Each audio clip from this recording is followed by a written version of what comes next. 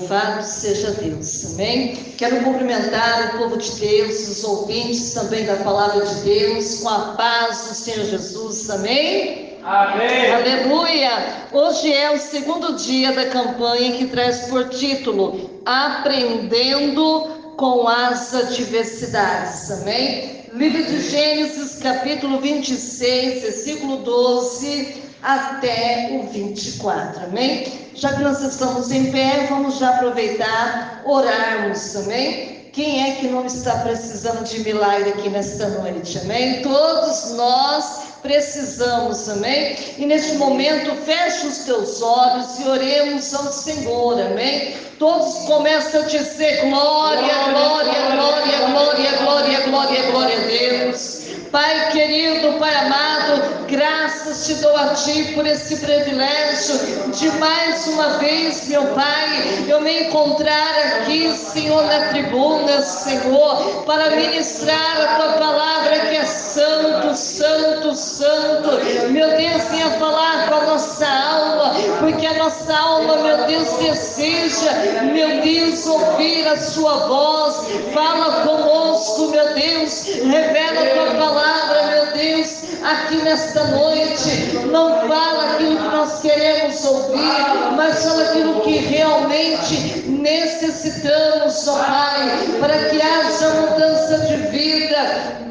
Senhor, visita, Senhor, aqueles, meu Pai, que nesse exato momento vão estar, meu Deus, ouvindo pela primeira vez, ó Pai, a palavra que salva, a palavra que liberta, a palavra que transforma, a palavra que multiplica. Quantas pessoas, meu Deus, que vão estar ouvindo, que estão no estado de angústia, que estão no estado de desespero, de aflição, até mesmo, meu Deus, tentando tirar a sua própria vida.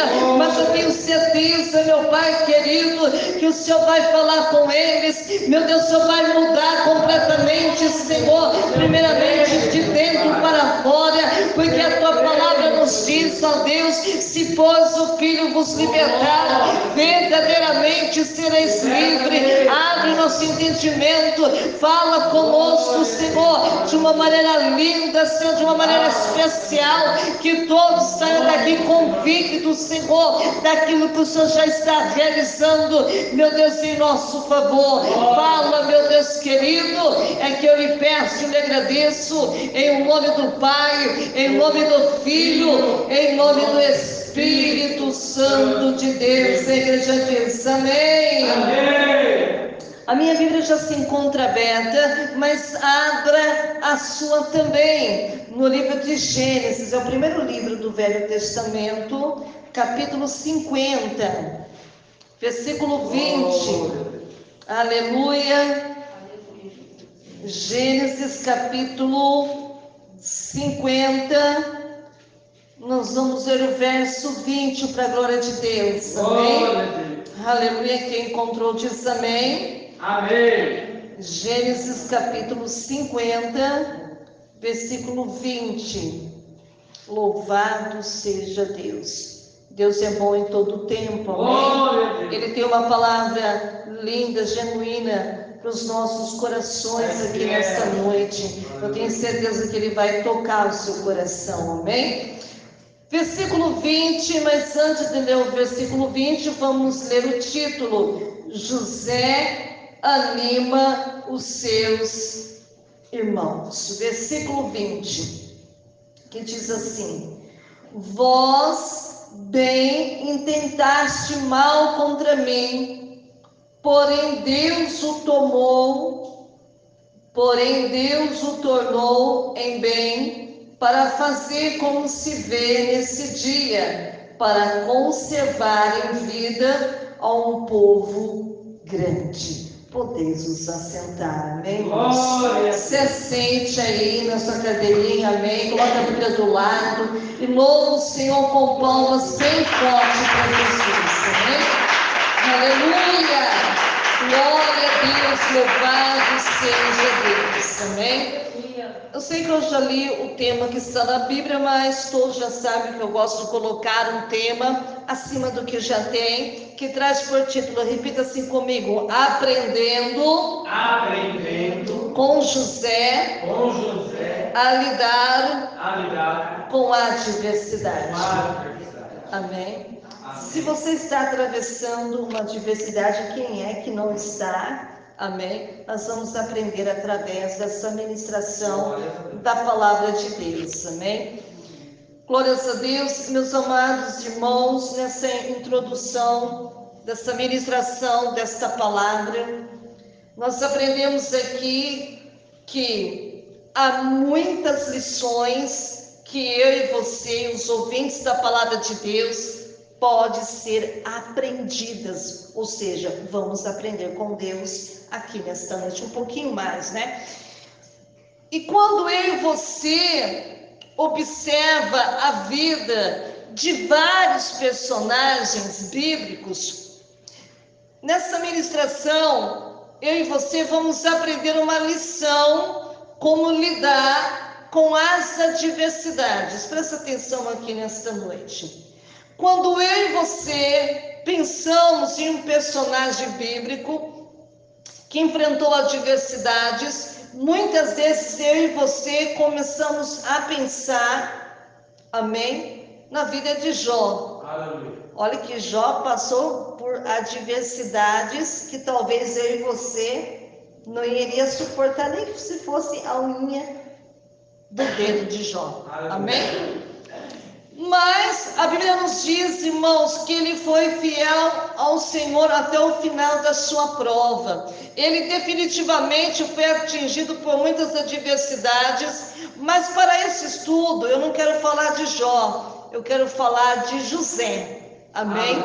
Vamos aprender com ele o que ele passou no percurso de toda a sua vida. Amém? Adversidade, querida igreja, é um termo geral que inclui problemas, amém? Aflições, oposição, pressão, castigo, angústia, teste, tribulação, e que é maior do que a nossa capacidade de resolver. Aleluia.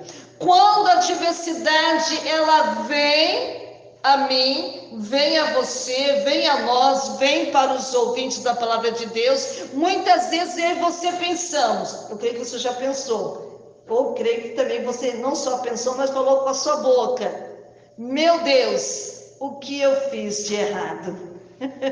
Quem é que nunca já fez essa pergunta? Aleluia. Amém? Por que Deus está me punindo? Punindo, né, castigando, né, dando uma lição em nós, né, dando uma repreensão, da maneira que talvez você entenda. Mas isso, querida igreja, é um pensamento errado que muitas vezes vem na nossa mente. A adversidade pode ser a nossa maior motivação para o crescimento espiritual ou o nosso meio mais mortal de desânimo. Porque quando você passa por adversidade, você não vai lá estar cantando, não, e nem dançando. Você vai estar bem desanimada. Amém? Aleluia. Por você não entender o porquê que você está passando por determinadas coisas na sua vida.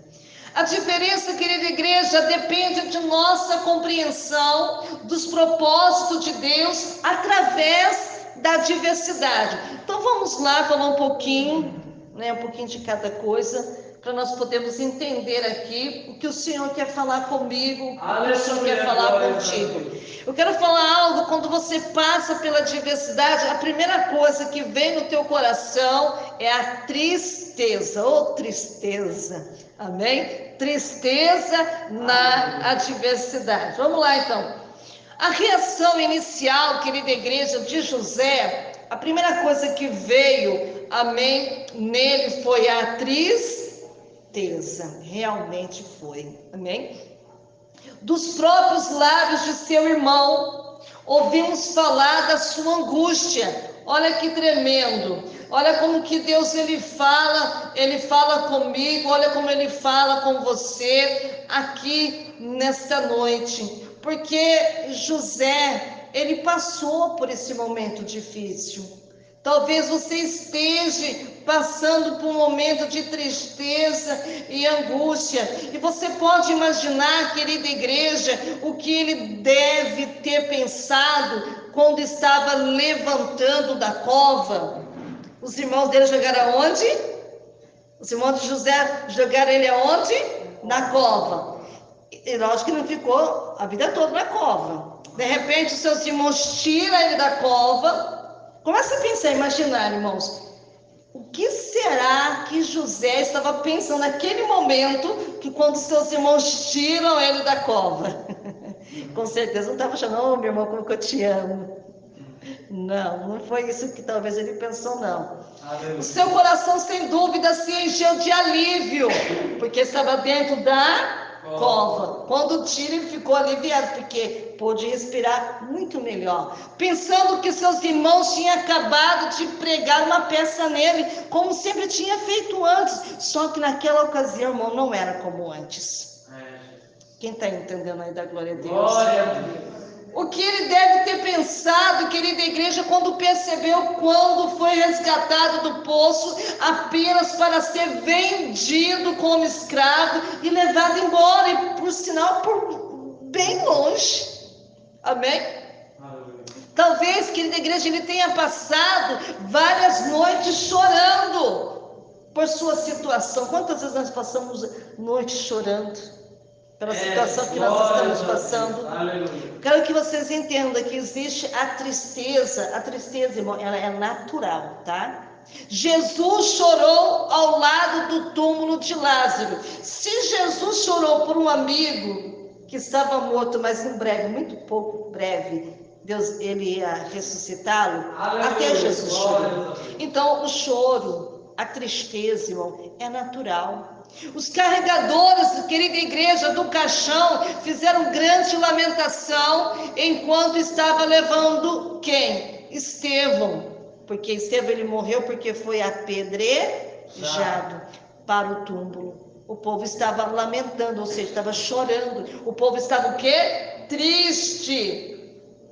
A Bíblia, meus amados irmãos, conta como as viúvas choraram alto em sua dor pela morte de Dorcas. Você lembra quando eu preguei sobre Dorcas?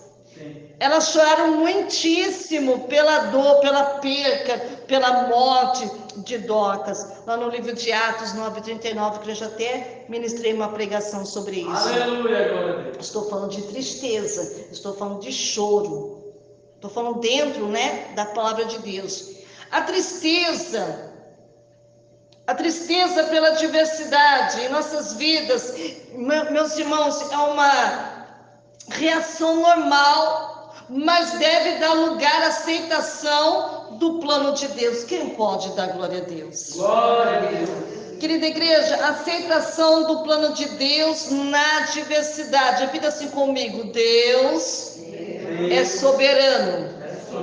Sabe quando eu leio lá no livro de 1 Coríntios, capítulo 6, versículo 20, diz assim, porque foste comprado por um bom preço, glorificai, pois, a Deus no vosso corpo e no vosso espírito, o quais pertence a Deus. Olha que lindo. Então, vocês podem estar perguntando isso, mas pastor, o que isso significa para nós aqui nesta noite?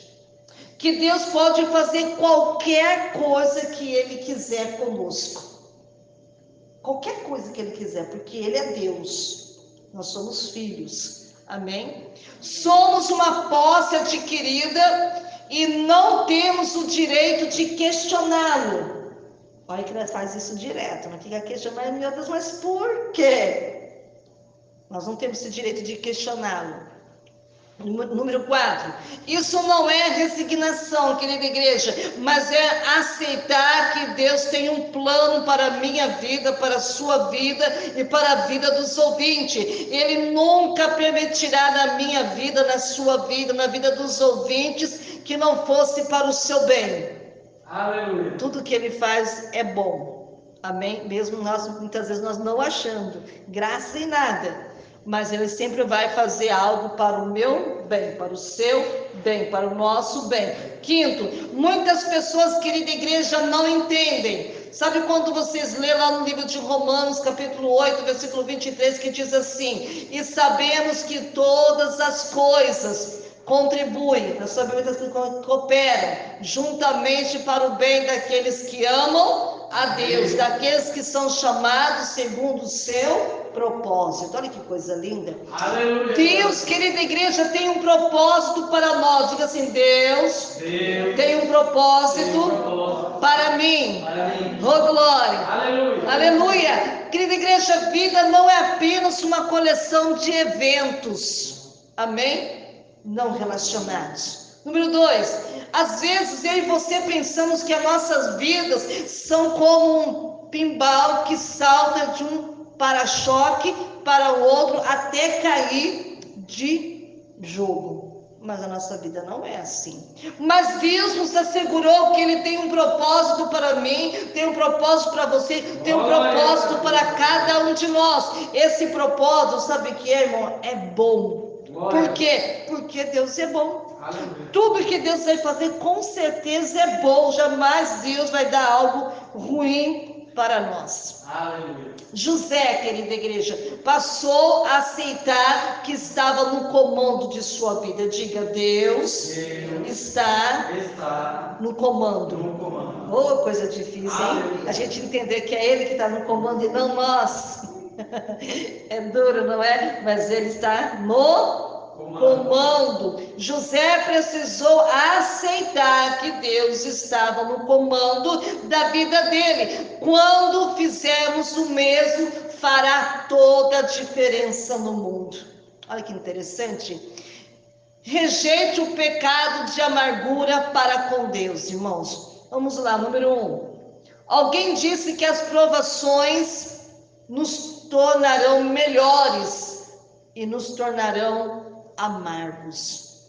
Amargos para aqueles que não entendem, amém? Melhores para aqueles que compreendem. Amém. Número 2, novamente a diferença é a nossa visão de Deus. Quando você começa a passar momentos difíceis, a sua visão vai ser mais aberta, você vai compreender mais as coisas do que você não compreendia antes. Deus é Deus e Deus é um Deus bom, sempre. Ele é justo, Ele não é arbitrário, Ele não é autor de confusão. Deus jamais vai falar algo para a tua vida que vai te confundir. Aleluia. O povo faz isso, mas Deus não. Amém? Número 4, Ele nos adverte, querida igreja, sobre permitir que a amargura entre em nossas vidas após a adversidade. Sabe quando? Quando você lê lá no livro de Efésios, capítulo 4, versículo 31 até o 32, diz assim: toda amargura e ira e cólera, gritaria, blasfêmia e toda malícia sejam tirados dentre vós. Antes sede uns para com os outros, benignos, misericordiosos, perdoando-vos uns aos outros, como também Deus vos perdoou em Cristo. Olha que coisa linda. Eu sei que muitas pessoas não seguem isso. Mas quando a pessoa segue o que está escrito na palavra de Deus, é uma pessoa abençoada. E diz lá no livro de Hebreus, capítulo 12, versículo 14 até o 15, que diz assim: segui a paz com todos e a santificação, sem a qual ninguém verá quem? O Senhor. Irmão, só quando você santifica o Senhor que você consegue ver o Senhor, amém? Tendo cuidado que ninguém se prive da graça de Deus e de que nenhuma raiz de amargura brotando vos perturbe. Quando você deixa a amargura entrar dentro de você, aí entra a perturbação e por ela muitos se contaminam. Amém? Sabe o que Deus está dizendo para você? Faça o melhor na situação da adversidade que você está passando. Aleluia. Você pode até ter perguntando assim: mas pastora, o que José fez? A Bíblia diz, irmãos, que José não ficou sentado, José não ficou deprimido o dia todo. Em vez disso, ele procurou aprender por meio dessa experiência. É isso que Deus quer que você faça quando você estiver atravessando momentos difíceis na tua vida. Número 2, ele escolheu ser trabalhador. Ele não ficou parado, mendigando, mas ele decidiu o que é trabalhar. E realmente, quando você está trabalhando, é difícil você ficar pensando muitas coisas ruins na sua mente. Quando você realmente se entrega totalmente ao trabalho. Diligente, obediente, confiável e consciencioso. Número 3, querida igreja, como resultado ele teve sucesso. Se você assim também fizer, você vai ter sucesso na tua vida. Como servo de Potifar, porque ele começou a servir o seu senhor. Quando ele entrou no Egito, o nome dele era Potifar. Como prisioneiro, pensa, para quem era príncipe se tornar prisioneiro. Foi encerrado, encarcerado na prisão, como depois, mais tarde, se tornou primeiro-ministro de Faraó. Amém? Mas para que ele pudesse chegar aonde ele chegou, ele precisou entender que Deus estava no controle. Recuse-se se concentrar nas circunstâncias externas, ou seja, muitas vezes a nossa primeira reação à adversidade é tentar removê-la, ou seja, sair do problema. Amém? Número 2, mas precisamos entender, querida igreja, que Deus está trabalhando em nossas vidas. Quando você está passando por adversidade, Deus está trabalhando na sua vida. Pode ser que Deus esteja tentando chamar a nossa atenção. Aleluia. Sempre. Amém? Quando você passa por uma adversidade, Deus está chamando a sua atenção. Veja que está escrito lá no livro de 1 Pedro, capítulo 1, versículo 7, que diz: para que a prova da vossa fé, muito mais preciosa do que ouro, que parece, ainda que provado pelo fogo, aleluia, redunde em louvor, honra e glória, na manifestação de Jesus Cristo. Amém? Então, irmão, sempre Deus ele vai chamar a tua atenção. Amém? Porque Ele quer mudança de vida. Amém? Assegurando-nos de seu amor. Sabe o que diz lá no livro de Hebreus, capítulo 12, versículo 6, que diz: pois o Senhor corrige a quem ama e açoita todo filho a quem recebe. Quem pode dar glória a Deus? Glória a Deus. Aleluia, Jesus. Quando você passa por diversidade, tenha certeza, Deus está te corrigindo. Amém? Ele está te ensinando, porque Ele te ama. Ele não quer ver você só perdendo, perdendo, perdendo. Não. Chamando-nos para um autoexame. Quando você passa por adversidade, você tem que se autoexaminar e ver aonde você pode melhorar. Sabe quando você lê lá no livro de 1 Coríntios, capítulo 11, versículo 31 até o 32, que diz assim: pois se quisermos julgar a nós mesmos, não seremos julgados. Quando você se examina a si mesmo, ninguém mais precisa mais te julgar, porque você já examinou a sua vida. Mas quando somos julgados, somos castigados pelo Senhor, para que nós não sejamos condenados com o mundo. Ou seja, se eu julgo a Flávia, um exemplo, amém? Eu vou ser condenada, porque eu estou julgando, amém? O meu irmão ou a minha irmã. Querida igreja, podemos perder o propósito de Deus na adversidade se o nosso foco estiver apenas no que está acontecendo conosco. Interessante, não é? E não no que Deus quer que aconteça dentro de nós. Então, nós não vamos perder o nosso propósito, né, de Deus na nossa vida, porque o nosso foco está em outra parte do que nós achamos que está acontecendo conosco. Aleluia. E não o que Deus quer que aconteça dentro de nós. Sabe por quê? Quando eu leio lá no livro de Hebreus, capítulo 13, versículo 20 até o 21, que diz assim: ora, o Deus de paz, que pelo sangue da aliança eterna tomou a trazer dos modos o nosso Senhor Jesus Cristo, grande pastor das ovelhas, porque Jesus vos aperfeiçoe em toda boa obra. Para quê? Para fazer essa sua vontade, operando em vós o que perante Ele é agradável por Cristo Jesus, o qual seja glorificado para todos sempre. Amém. Amém. Sabe o que Deus está dizendo algo para você? Mantenha a sua integridade. Amém. É difícil quando você está passando por diversidades, mas precisa manter a integridade. Como diz lá no livro de Jó, aquele que foi muito provado por Deus, capítulo 3, versículo 15, ainda que ele me mate, de Jó, assim confiarei nele, mas manterei meus próprios caminhos diante dele. Ou seja, irmão, aconteça o que acontecer, continue mantendo a sua fidelidade para com Ele. Já lhe disse, ainda que Deus me mate, ainda continuarei confiando no Senhor. Aleluia! É a mesma coisa, você pode falar assim, olha, mesmo que a porta do emprego se feche, mesmo que talvez você vive de aluguel, a dona do imóvel não queira mais você lá, manda você embora. Mesmo que você perca tudo, você só não pode perder o quê? A presença de Deus. Amém? O Senhor. Então não vamos esquecer quem somos ou quem é Deus a qual você serve. Então que tipo de testemunho eu e você daremos se perdermos a nossa fé e confiança nele em meio à adversidade? Aleluia. Se você perde a sua fé, irmão, que confiança você vai ter?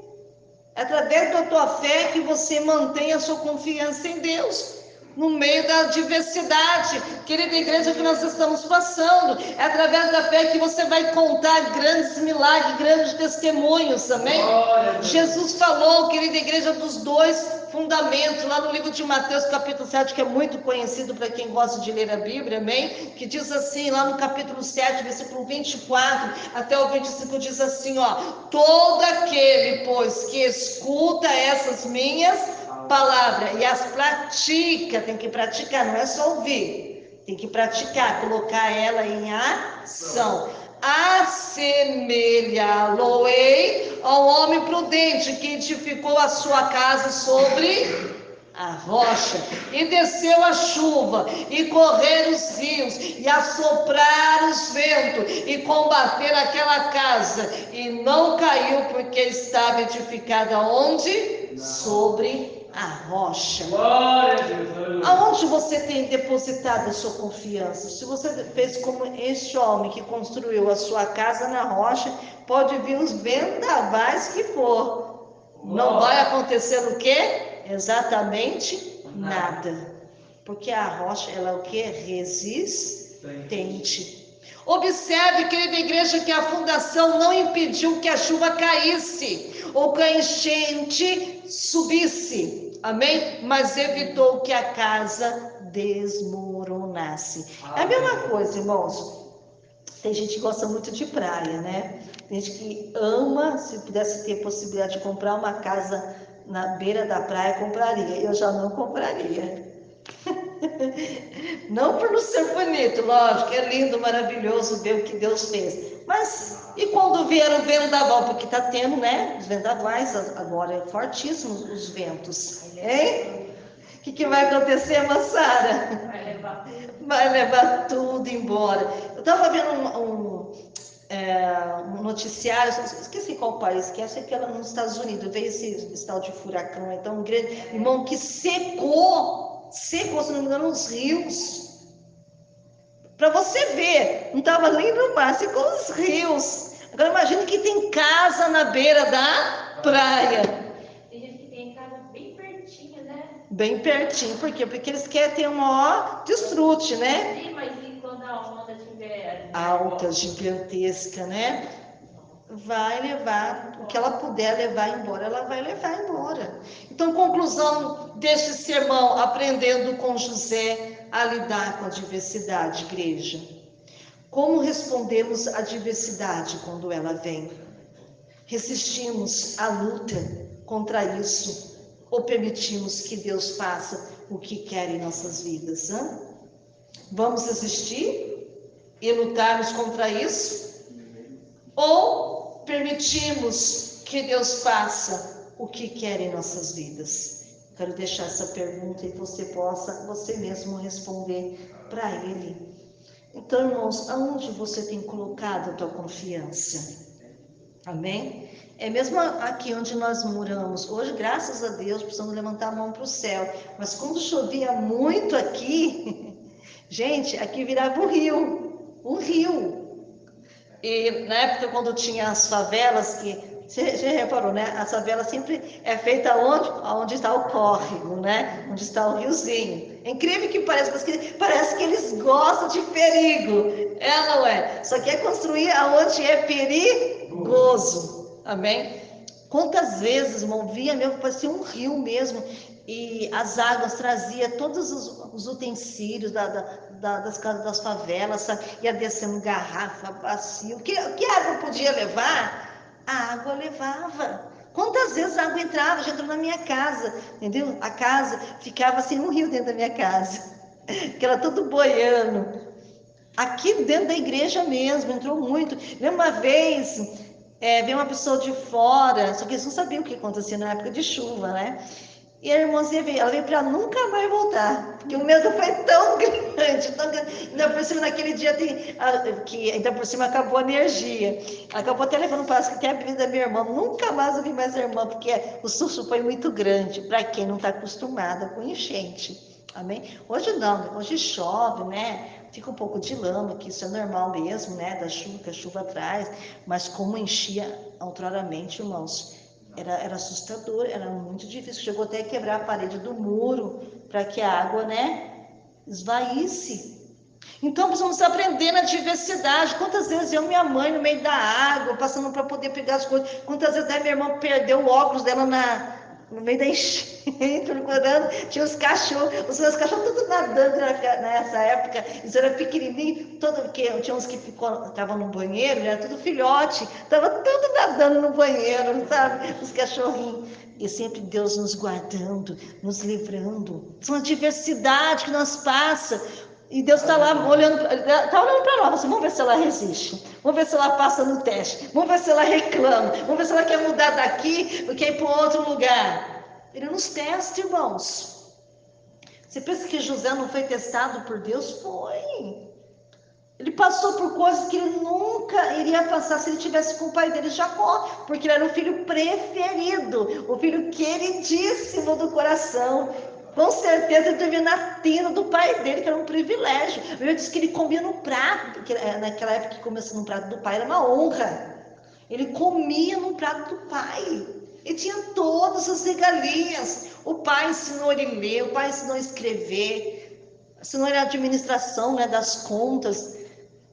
Realmente ele tinha uma vida de príncipe. Na verdade ele era um príncipe mesmo, né? Porque Jacó também era como se fosse um patriarca também. Né? Então, pensa no Egito, embora no Egito naquela época já existiam algumas regalias tremendas lá no Egito, mas ele não era lá príncipe, ele era escravo. Amém? Então ele perdeu tudo de coisas bons com o seu pai, e no Egito ele sofreu mesmo. Ou seja, Deus estava observando José. Porque Deus iria futuramente, como ele fez mesmo, fez ele se tornar ministro, governador do Egito, vizir do Egito. Então ele precisava, irmão, aprender os momentos difíceis, que quando a prosperidade viesse, ele iria dar valor. Você está entendendo? Como eu já estudei muito, né, irmãos? Quando você vai estudar, sempre tem os filhos de papai, né?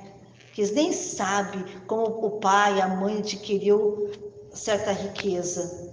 E às vezes eu lembro, quantas vezes eu lembrava que a mãe dava caderno caríssimo, sabe, caneta caríssimo, roupa, uniforme caríssimo. E eles não davam um pingo de valor. Eu lembro, irmãos, bem na época quando meu pai foi embora, meu pai se separou da minha mãe, eu passei um momento muito difícil para poder estudar, que mal deu para comprar um caderno. um caderno para um ano todo. Se eu não me engano, acho que era 10 matérias, que é muito pouquinho, né? Para o ano todo. Acho que era uma caneta, um lápis, uma borracha, irmãos.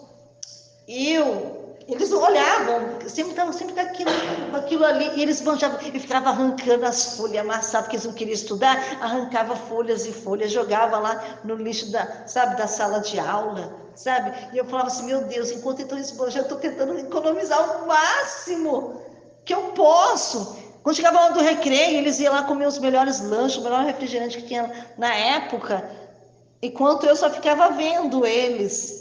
Eles não davam ideia. Às vezes até falava para uma menina que chamava Sheila. Eu falava assim, Sheila, porque o pai dela foi também um dos patrões da minha mãe, né? Eu falava assim, Sheila, você está esbanjando. Eu falei assim, problema do meu pai, ele que se vira. Eu sou filha, tem que dar do melhor para mim. Não importa se eu vou jogar, se eu vou dar para alguém. Ela não importava, porque ela não sabia quanto que o pai suou para ter aquilo ali.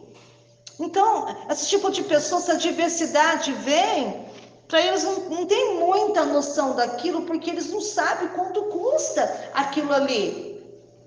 Por mais que às vezes o pai vai para a falência, eles podem entrar num momento de crise difícil, porque só teve do bom do melhor, mas eles não sabem de verdade o que é uma crise. Para poder Deus experimentar eles, para que venha se tornando uma pessoa melhor. Então, irmãos, a diversidade, às vezes, eu sei que ela é ruim muitas vezes, mas ela vai fazer você se tornar uma pessoa melhor. Muitas vezes nós reclamamos, né, da comida que comemos, né? Ai, mas hoje estou enjoado, não quero comer isso aqui. Ai, mas de novo isso. Quantas vezes nem aquilo que hoje eu reclamo hoje, quando eu estava na prova da diversidade, eu não tinha para comer. Que hoje, às vezes, quando você está lá para os meninos, sempre estava reclamando, eu falo assim, olha, reclamar é ficar sem comer. Por mais que seja o mais simples que for, você pode comer, pode saciar a sua fome. Eu lembro, irmãos, quando nós passamos na prova, eu lembro a minha cachorra, chamava Nina, minha mãe sempre gostava de plantar as coisas, tinha um pé de banana, sabe daqueles cachos bem grandes? O que a fome faz fazer? E nós, eu e minha mãe, nós não via a hora de amarelar para a gente poder pegar e comer. E minha mãe falou assim, quando nós acordar amanhã, eu vou lá e pegar. Quando chegava lá, minha cachorra já tinha comido. Já tinha comido, aquela cara de pezinho assim, para poder pegar as bananas para comer. Qual cachorro hoje? Dá para vocês que comer? Não come. A não ser a minha, né? A Mel. E a Mel come de tudo. Mas, só que a maioria, irmão, na prova, é tremendo, só aprende, irmão, quem passa. Eu lembro muito bem que tinha o pé de banana, pé de mamão, pé de goiaba, pé de chuchu. Uma vez, irmã Irani, sem brincadeira nenhuma, eu nunca vi. Hoje eu sei que tem, porque hoje tem muitos, né, adubos, fertilizantes que fazem os legumes crescerem, né, ficarem grandes. Mas assim, que você nunca investiu nada ali, que era uma plantação normal. A mãe tinha plantado ali chuchu. Irmão, sem brincadeira nenhuma, o chuchu era quase 1 quilo. Era grande, pesado, que às vezes que a minha mãe punhava um negócio para poder aparar lá o chuchu, sabe? Que não aguentava, tão pesado que era. Mas aquilo era para sustentar eu e minha mãe no momento de prova. Quando acabava chuchu, tinha banana, quando tinha banana, tinha goiaba, e aí para nós não morrermos de fome. E era só aquilo, não vai pensar que tinha, como se diz, né, a sobremesa. A sobremesa era aquilo ali. E hoje eu vejo as pessoas hoje reclamando, né, desperdiçando, jogando fora, até mesmo roupa, né? Hoje eu nem ligo muito mais para roupa, porque depois que você passa por um momento tão difícil da tua vida, a roupa já em si não tem importância. Às vezes a minha irmã fala, põe esse aqui que eu comprei. Vai esse aqui mesmo, que esse aqui tá bom. E ela reclama de novo. Pra mim não tem mais, sabe? Hoje em dia, sabe? Esse negócio, sabe? Porque, como diz o apóstolo Paulo, ele diz, eu aprendi a ter fartura, aprendi também no momento da escassez, aprendi também porque o apóstolo Paulo apanhou muito, porque naquela época tinha muitos ladrões, porque eles viajavam muito em navios, ele passou perigos, então ele aprendeu aquilo ali. Então ele não se apertou com nada, porque a vida ele ensinou, amém, se tornar uma pessoa melhor. Então nesse segundo dia da campanha, aprendendo com as diversidades, aprenda com aquilo que você está passando. Não murmure, porque você não sabe o que está te aguardando amanhã, depois da manhã. Porque se você não aprender, quando Deus te der água na tua mão, você não vai dar valor. Você vai jogar, você vai até dar para os outros, porque aquilo não tem importância nenhuma para você. Então tome cuidado com isso, porque eu vejo muitas pessoas, irmãos, perdendo, porque não dá valor. Então, irmãos, dê valor, aprenda com a diversidade. Será que você não percebe que Deus está mudando o teu caráter, mudando você de dentro para fora, para te dar algo melhor, algo especial? Porque foi isso que aconteceu na vida de José. Amém? Obrigado. De luxo, embora vivendo no luxo, ele tinha que ser escravo, ver os outros comendo do bom e do melhor, só olhando e não poder comer. Amém? Mas Deus fez dele se tornar um governador. Porque se Deus não ensinasse assim, irmãos, quando veio 7 anos de fartura, e 7 anos depois de fome, ele não iria saber administrar, amém? Ali o Egito. Então, quando você passa por momentos difíceis, você não vai desperdiçar as coisas, amém?